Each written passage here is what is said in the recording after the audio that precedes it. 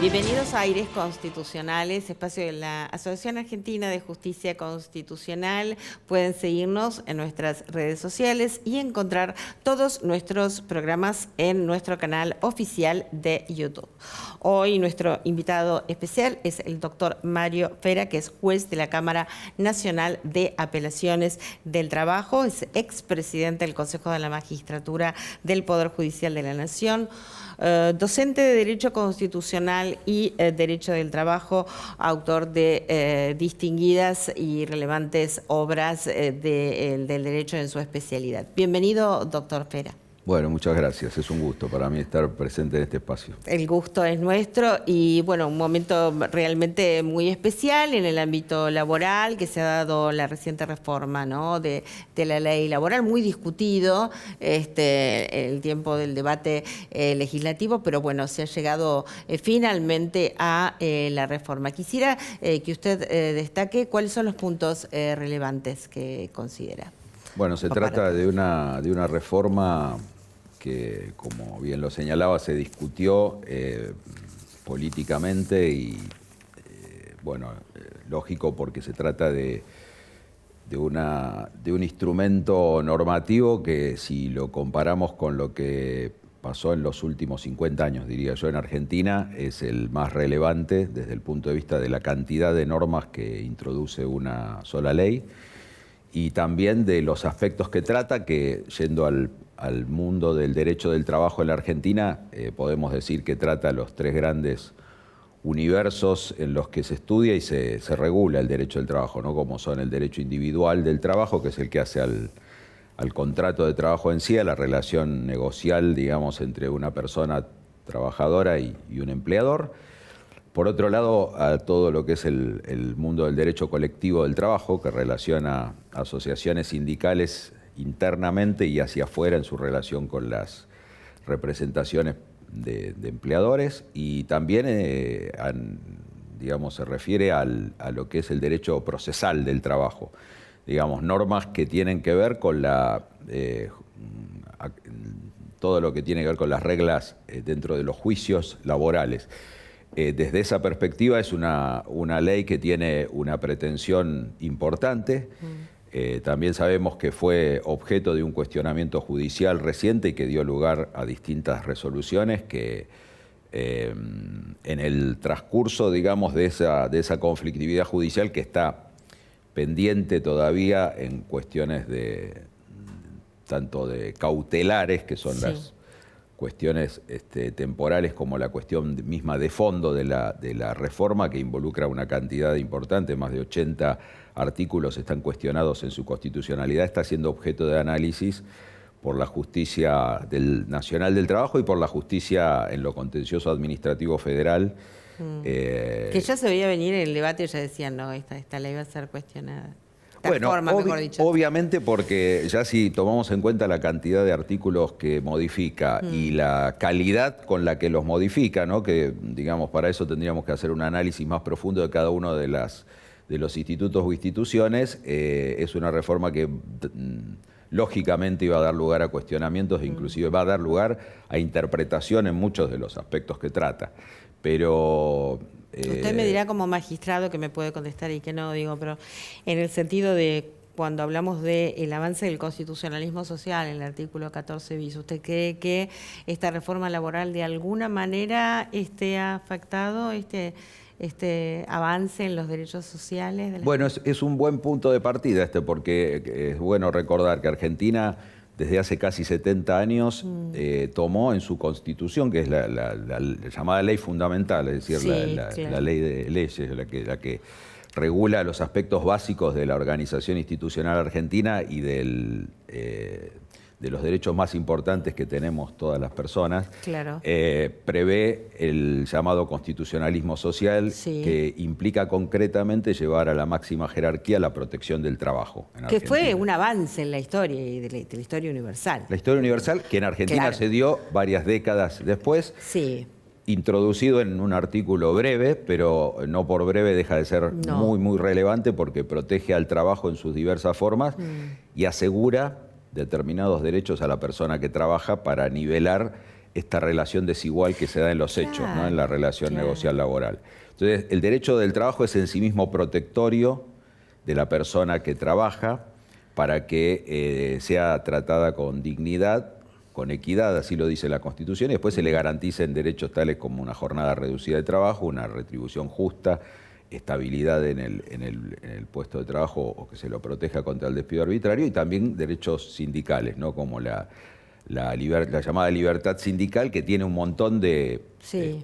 es multifacética, porque va desde la libertad a organizarse o a no hacerlo, o también a lo que son los llamados derechos gremiales, que involucran la negociación colectiva, los convenios colectivos de trabajo y la huelga misma también. Sí, que permiten así la participación del trabajador, y le explicamos a la gente esta evolución que se tuvo desde el constitucionalismo individual o liberal, que prácticamente anestesiaba, ¿no?, a este cuarto estado, por así decirlo, del proletariado, ¿no?, y que viene a ser reconocido por nuestra Constitución y otras constituciones, por supuesto, del mundo, y en el 14 bis, ¿no? Claro. Bueno, esta ley, que viene a darse como una reforma laboral llamada de modernización laboral, lo que trata es de recoger la experiencia que se está viviendo y de los dilemas que se están viviendo en la transformación del trabajo hoy en el mundo, en la región, en Argentina también, y trata de llevarlos, digamos, a las normas, a los tipos normativos que nos ayuden como sociedad a insertarnos en un desarrollo. Con una interpretación dinámica, usted dice, de la Constitución, y llevarlo a normas infraconstitucionales. Obviamente, pero por eso siempre tenemos que decir que la base del artículo 14 bis de la Constitución y la protección del trabajo en la persona trabajadora no están modificadas.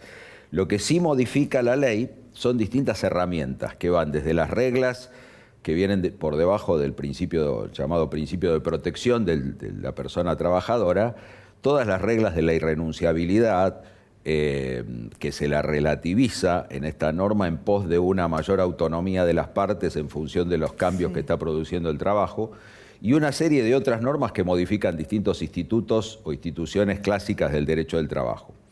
Se regula sobre la prestación de trabajo en plataformas, de una manera concreta, digamos que el tiempo dirá si esta decisión que tomó el legislador es aplicable en todos los casos, porque lo saca del trabajo dependiente y lo lleva al mundo de lo que es el trabajo autónomo.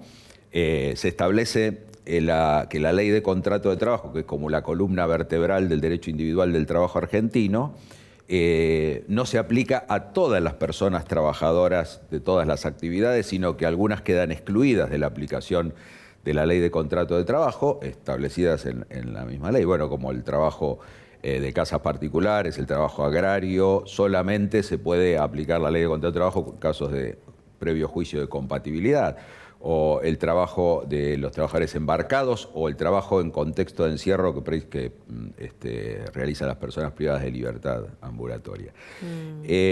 Hay muchos otros aspectos que se modifican, como es en un juicio la presunción de existencia de un contrato de trabajo, para dar cabida a, yo podría decir desde un punto de vista más general, a que el legislador trató de poner en la ley 27.802, llamada de modernización laboral, una mayor claridad en los conceptos que prevé la ley para evitar la discrecionalidad en el ámbito judicial. Esto es lo que procura la ley. Vamos a ver si lo cumple, porque hoy, desde el punto de vista del estudio, digamos, descriptivo, científico, es lo que vemos, y obviamente, tratándose de una ley que abarca distintos capítulos del derecho del trabajo, distintos institutos y distintos temas, puede dar lugar a interpretaciones varias, incluyendo lo que es el test de constitucionalidad, no respecto de la...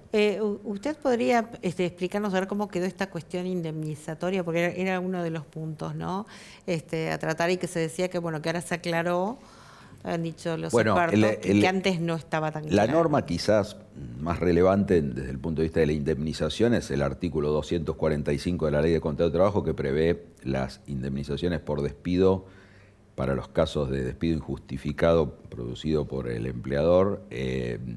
Y la ley esta viene a aclarar los conceptos de remuneración de mejor remuneración mensual, normal y habitual, que es lo que la ley preveía y que daba lugar en muchos casos a discusiones judiciales acerca de cuál era específicamente el salario, o si determinados rubros debían ser considerados salarios a los efectos. Ese era el tema. Por ejemplo, las propinas para un mozo. Exactamente, bueno. Que hubo un caso. Exacto.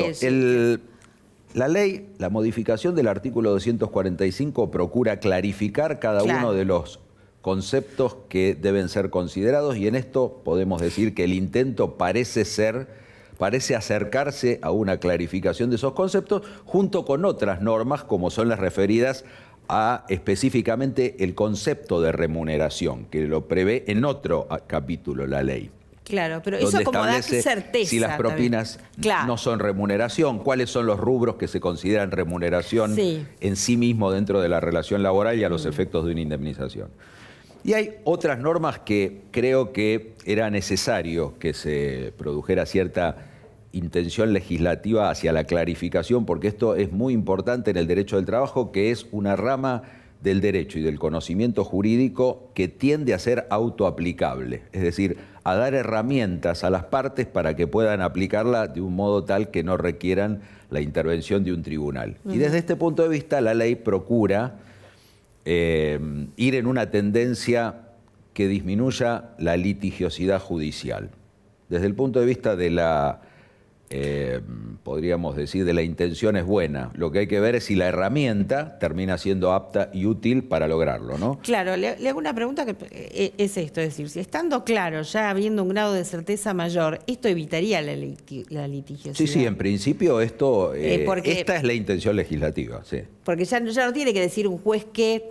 O sea, los jueces dicen lo que la ley es lo que los jueces dicen que la ley dice, ya eso lo sabemos todos, pero me refiero a que no tiene que venir un juez a decirnos qué se incluye o no se incluye en la indemnización. Eso ha quedado claro, la base indemnizatoria. Sí, yo creo que para los tribunales, como para quienes trabajan en el ejercicio de la profesión, de la abogacía, es muy importante que la ley ponga conceptos claros, porque nosotros como jueces, como tribunales también, necesitamos que la ley sea lo más clara posible para evitar interpretaciones dispares que producen inseguridad jurídica. Sí, absolutamente. Entonces, desde ese punto de vista creo que era bueno que el legislador procurara esto. Y yo creo que en algunos aspectos sí lo va a lograr la ley, en otros aspectos quizás sea necesario hacer algunas interpretaciones judiciales que, bueno, sería bueno que fueran en una dirección lo más tendiente posible a garantizar la seguridad jurídica. Hay algunas normas que, digamos, desde ese punto de vista son importantes en derecho del trabajo, como por ejemplo las que establecen la solidaridad de las empresas cuando una persona trabajadora es contratado por una empresa que finalmente desaparece, quiebra, o que en realidad no era una empresa de verdad, sino una empresa que había sido creada solamente para tercerizar algún servicio, ¿no? Bueno, esto es un tema también que la ley trata de una manera que habrá que ver cómo se aplica en los hechos, en los casos concretos que se produzcan. O sea, eso necesitaría bajar, es casuístico, ¿no? Es casuístico. Hay muchas cuestiones que son casuísticas y normalmente van a quedar libradas a la jurisprudencia. De esa manera, digamos, la seguridad jurídica la da en la medida que los jueces podamos aplicar las normas de una manera lo más sencilla posible, esto es a través de una subsunción de los hechos que se nos presentan en los tipos normativos previamente fijados por el legislador. En esto es cuando institucionalmente se cumple la finalidad jurídica de la manera más segura para la población. Y creo que, bueno, en esto es bueno que los jueces tengamos una visión institucionalista para lograr que estas normas puedan, digamos, interpretarse sistemáticamente. Esto es dentro de un sistema coherente que nos permita aplicar los principios constitucionales de protección en una medida objetivamente razonable y adaptada a los tiempos actuales, que son tiempos de transformación para el trabajo en el mundo. Totalmente, o sea, la interpretación dinámica de las garantías constitucionales. Claro que sí, no hay que reformar la Constitución. Tenemos que tener, y los jueces, no nosotros, los jueces tienen que tener justamente esa capacidad de interpretación, a mi parecer, dinámica de las garantías constitucionales, pero ayuda muchísimo que la norma sea clara, digamos la verdad. Por supuesto. No, y teniendo en cuenta es muy diferente, sí. Sí, claro, si se torna sumamente criteriosa, eso dificulta la labor. Por supuesto, sí. Bueno, pero esta ley introduce cambios en este concepto de Sí, salario que hablábamos, sí. en ¿Qué el otro, modo doctor? de las vacaciones, la organización de las vacaciones, en la jornada de trabajo. Ajá, ¿cómo quedó el tema? Eso fue otro tema puntual. ¿Cómo quedó el tema de las vacaciones? Porque también fue origen de mucho debate. En el tema de las vacaciones, las normas de la ley de contrato de trabajo planteaban ciertas rigideces en cuanto a los tiempos de las vacaciones. Ahora se permite una, digamos, un mayor acuerdo entre las partes para definir los tiempos de vacaciones. Y algo similar se da en el famoso banco de horas que tiene que ver con la distribución horaria, ¿no? En esto yo creo que quizás... ¿Cómo quedó eso? Bueno, también la ley de contrato de trabajo seguía el tradicional esquema de la limitación horaria por día y por semana. Sí. Cuestión que en principio se mantiene, pero sujeta a cambios que pueden acordar las partes referidas a la posibilidad de compensar horas trabajadas de más para después ser descontadas dentro de un margen mayor de tiempo. Creo que sobre el avance de cómo se vayan estas normas aplicando, quizás haya que hacer alguna corrección tendiente a clarificar algunos conceptos, ¿no? Poner algunos límites sobre hasta cuándo puede realizarse este tipo de compensación, siempre tomando en cuenta los límites que nuestras leyes siguen, digamos, marcando como importantes, como son, por ejemplo, el descanso mínimo entre jornada y jornada. Es lo que le iba a decir, tiene que estar fijado, no sé, como si fuera, digamos, la delegación legislativa que exige de que se establezcan determinados parámetros. Bueno, esto si lo trasladamos a esa modificatoria también, porque el poder de negociación que tiene un trabajador con su empleador es siempre inferior, siempre va a por ser eso inferior. se habla en y en algunos casos términos, ni va a existir, doctor. Ni existe, porque por eso se habla en términos más modernos, de los términos actuales, de una vulnerabilidad negocial en la relación laboral. Siempre la persona trabajadora debe ser interpretada como una parte vulnerable negocialmente dentro de la relación laboral, y esto hace que las normas que pregonan la mayor autonomía de la voluntad tengan como límite esta realidad que existe y que dio nacimiento al derecho del trabajo. No sé si se entendió el paralelismo, por eso yo hablaba de la delegación legislativa, porque acá se está haciendo o sea, la norma está delegando en el trabajador que negocie. Entonces, cuando tiene que restringir justamente porque en algunos casos no existe ese poder negociador. Bueno, es que justamente en esto la ley trata un aspecto muy delicado en el que tenemos que evitar, en la interpretación casuística, digamos, de cada caso, que no nos haga caer en una trampa. Claro. Y esto va desde el nacimiento de un contrato de trabajo, porque el contrato de trabajo es lo que la conducta de las partes muestra que es, no solamente lo que la ley dice que es. Es decir, en el derecho del trabajo no prevalecen las formas, sino la realidad. Si esto se instrumentó como un contrato civil, pero en la realidad las partes se condujeron como un contrato de trabajo, es decir, en la realidad hubo una relación de dependencia, hubo un poder de dirección por parte del empleador, hubo capacidad de sancionar, hubo organización del trabajo hubo la paga de un salario a cambio de la prestación de servicios. Tiene 4 patos, cola y ladra. Eso es un contrato de trabajo,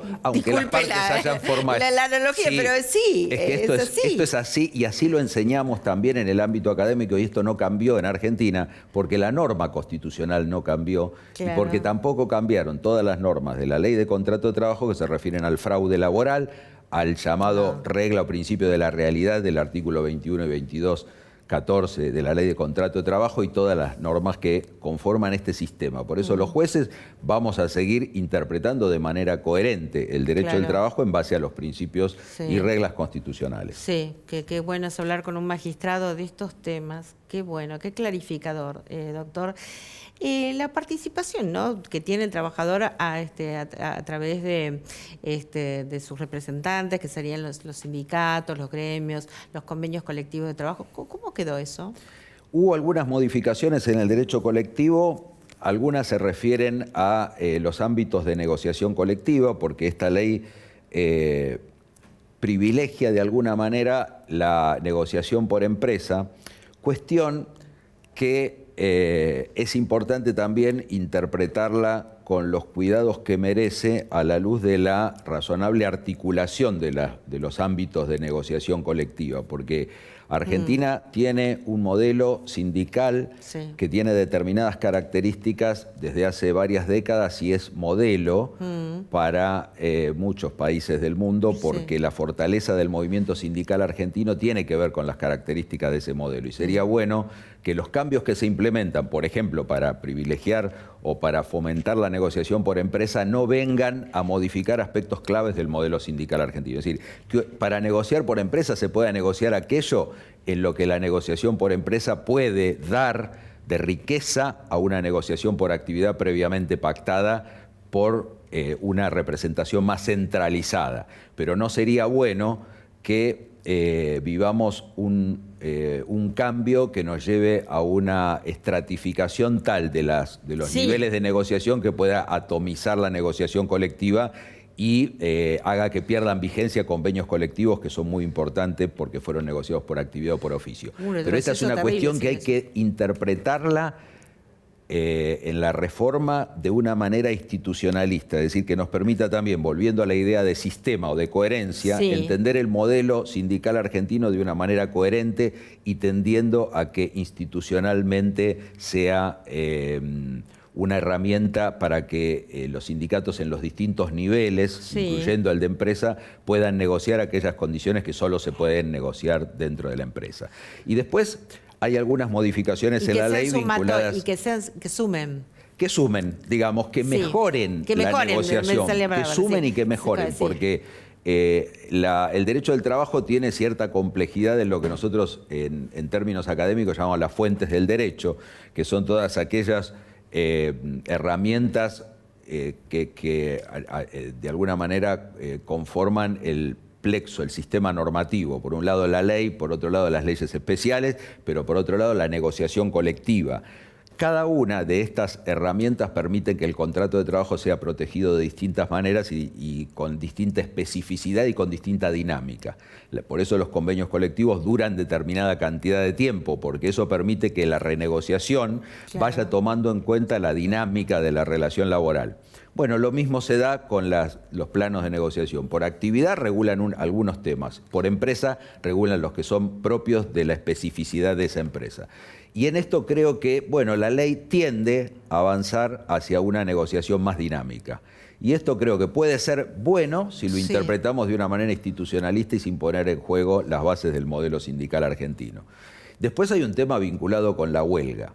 Y acá es donde quizás la ley incurre o se incursiona en un terreno de los más sensibles que tiene nuestro país, porque hay mucha, digamos, en los últimos años, idea de regular aspectos a partir de ciertas concepciones de que hay abuso en el ejercicio de determinados derechos. Pero hay que tener en cuenta que el derecho de huelga es un derecho constitucional puesto en cabeza de los gremios y que si hasta ahora hay algunos de los derechos laborales que no fueron reglamentados y limitados por ley, es precisamente la huelga uno de ellos. ¿Por qué? Porque el derecho de huelga nació históricamente como un derecho prohibido.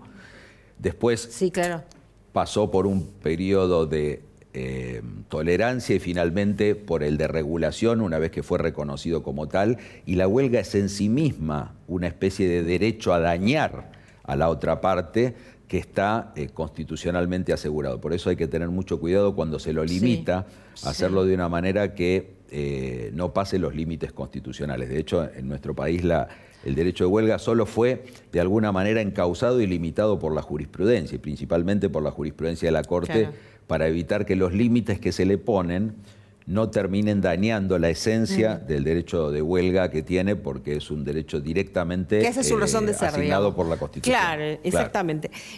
Doctor, una pregunta. ¿Usted como juez a qué situaciones aplica esta ley?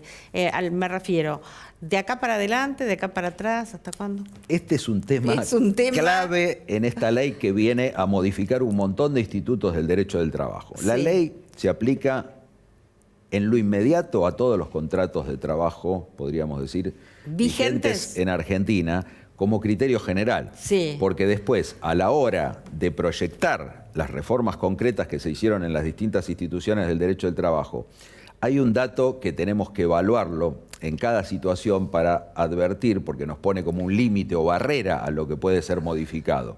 La regla general es que el legislador puede modificar hacia adelante, es decir, con efecto inmediato, las relaciones jurídicas y como se dan en el derecho del trabajo, decimos de tracto sucesivo, es decir, que se producen vigentes que están sucediendo y que mañana, ahora, claro. es decir, pero el límite de la modificación que puede hacer el legislador para afectar una relación laboral ya en curso es que no vulnere derechos adquiridos. Esto es lo que va a haber que analizar en cada situación concreta con los institutos de que se trate. Pero, por ejemplo, para poner un ejemplo, es claro que una indemnización por despido, o por lo menos claro desde mi criterio, que estimo que es el criterio que trato de mirar con objetividad y de manera en la ciencia del derecho, a un despido se le aplica la norma vigente en el momento en el que el despido se produce. Entonces, las nuevas pautas que la ley da en materia de cálculo indemnizatorio de la indemnización por despido son las que resultan aplicables al momento en el que la disolución del contrato de trabajo se produce y no el momento en el que empezó la vigencia del contrato de trabajo. Ahí se consuma el hecho, digamos, del despido y es la legislación que le cae. Exactamente, esto es la aplicación inmediata de la ley. Consumación. La ley aplicable al momento en el que se produce el hecho que genera la obligación de quien tiene que pagar. Exactamente, lógica pura. Doctor, ya nos tenemos que ir. La verdad que usted es docente donde esté, en un programa de televisión, bueno, en un claustro, realmente nos ha enseñado muchísimo y clarificado muchos puntos, porque de esto hay que hablar y hay que llevar tranquilidad a la gente, ¿no? Creo que sí, que vienen tiempos en los que es importante para poder cumplir la ley, conocerla y entender que hablen los que saben, dar a conocer, porque a veces, bueno, lea la ley, bueno, pero hay gente que no, digamos, no entiende, no tiene por qué entender absolutamente todos los términos jurídicos y algunos son simples y otros son más complicados. Entonces, bueno, acá tenemos un magistrado de excelencia, docente, que nos ha permitido esclarecer muchos conceptos. Doctor, hasta un próximo encuentro. Muchísimas gracias. Bueno, muchas gracias a ustedes. Un gusto haber participado en este espacio. Lo mismo digo. Hasta nuestro próximo programa, como siempre, aquí en Metro.